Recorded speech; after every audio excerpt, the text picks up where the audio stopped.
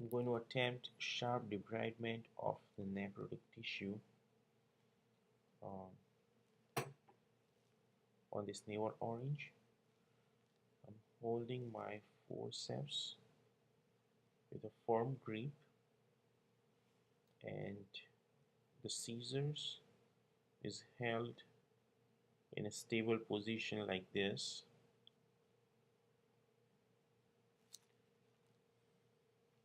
I'm going to focus on keeping the scissors horizontal to the tissue, um, and just debriding the necrotic tissue and not the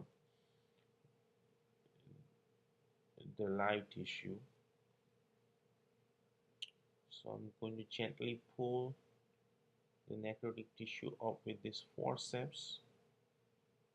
Use the first 1/3 or 2/3 of the scissors,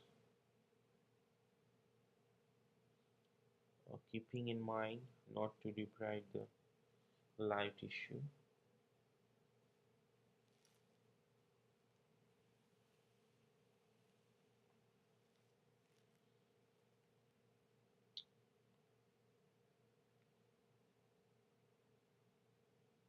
My scissors is always staying horizontal.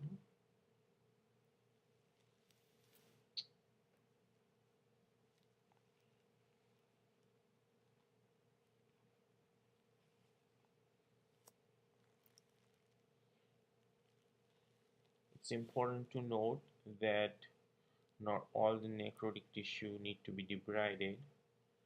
Most has to be taken off, but remaining necrotic tissue can be removed by other debridement methods um, afterwards.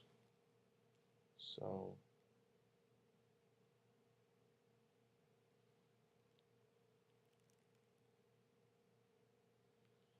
again, I'm being careful to keep the scissors horizontal.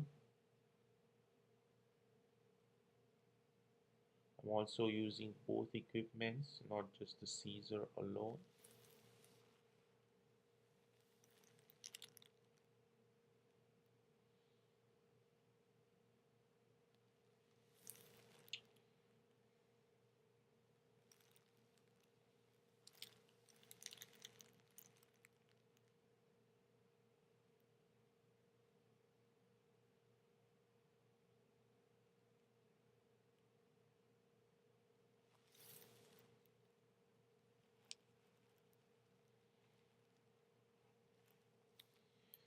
It appears a good amount of necrotic tissue has been taken out.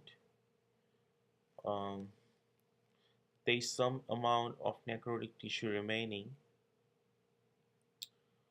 which I would not attempt for the fear of damaging the good tissue. I will use another method of debridement to take care of the remaining necrotic tissue.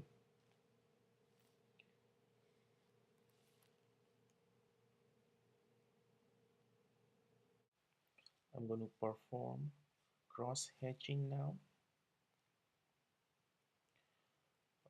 The grip is like as you hold a pen in your hand,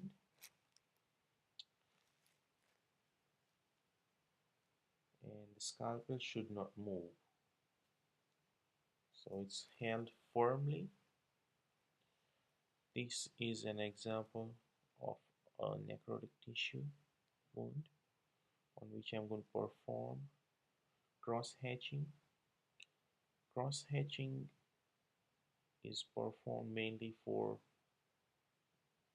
um, combination with enzymatic debridement. So again, I want to use not the edge or not the notch of the scalpel, but the longest part of the blade here. I'm going to put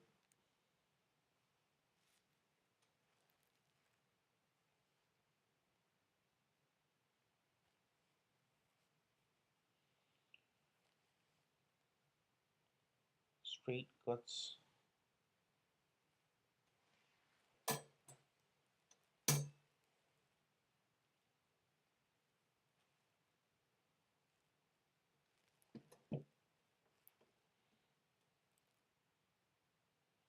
on this scar.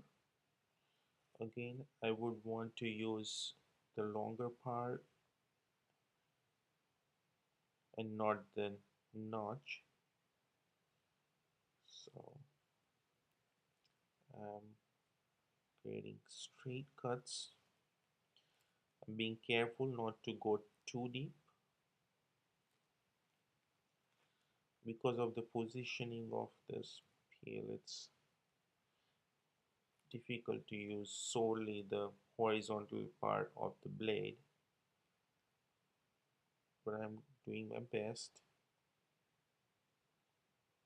to do that. Again, the scalpel is stable and it's held like pin, pen, pen. As you can see, I have made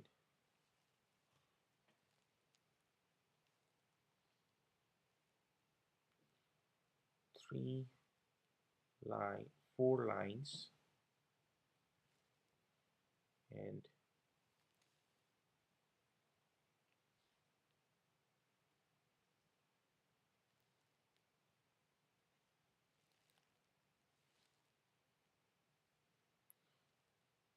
you can see that I have gone through the necrotic tissue, but it isn't very deep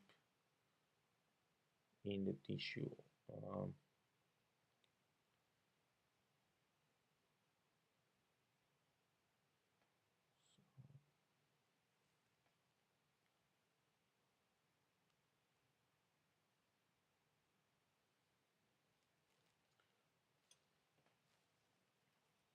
Again, I'm going to put crossing lines now.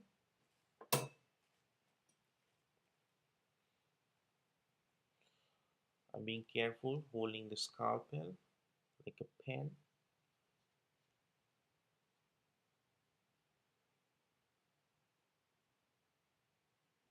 and I'll be careful again not to use the tip, but the, the longer part of the blade.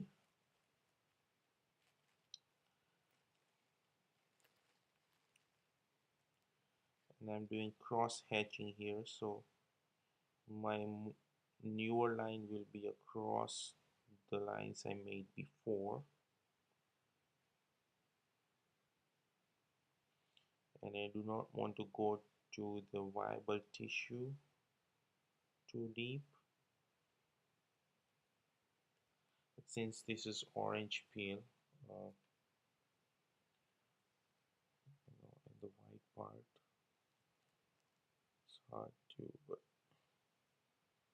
if you can see, it's not very deep, just to the less than 1 millimeter into the orange peel.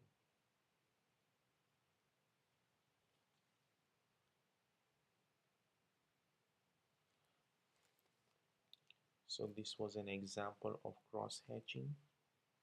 It's used in combination with enzymatic debridement.